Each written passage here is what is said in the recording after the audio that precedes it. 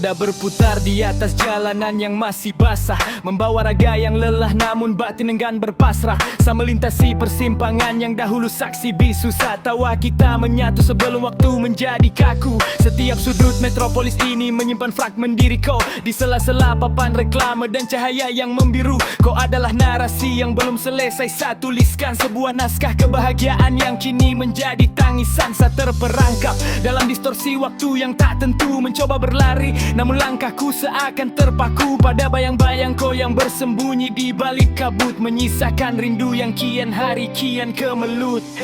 Masih tertinggal sisa rasa di dalam sanubari, bagaikan gema yang tak kunjung berhenti mencari. Kau telah melangkah jauh menuju cakrawala, namun di sini kenangan kau tetap bertahta tanpa jeda. Di tengah hiruk pikuk kota yang tak pernah terlelap, Kau adalah satu-satunya cahaya yang saya cari di dalam gelap.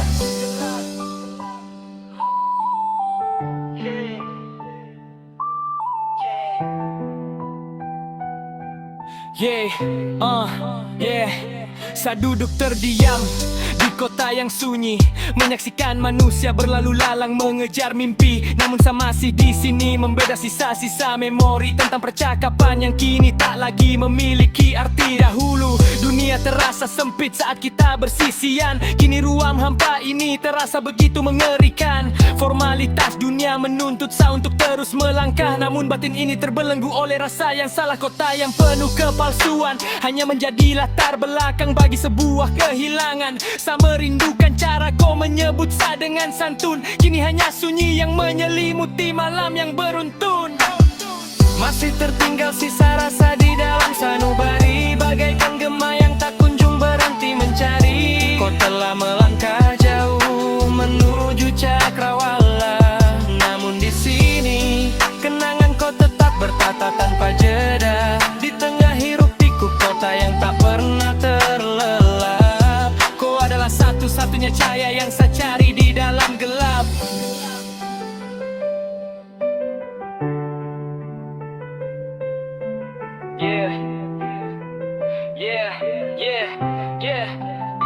Mungkin esok hujan akan menghapus jejakmu di jalanan, mungkin waktu akan mengubur semua perandaian. Namun malam ini biarkan saya mendekap lara, menghirup aroma sisa rasa yang masih membara.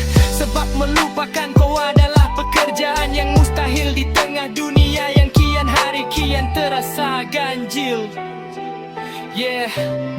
Ganjil yang kian hari kian terasa ganjil.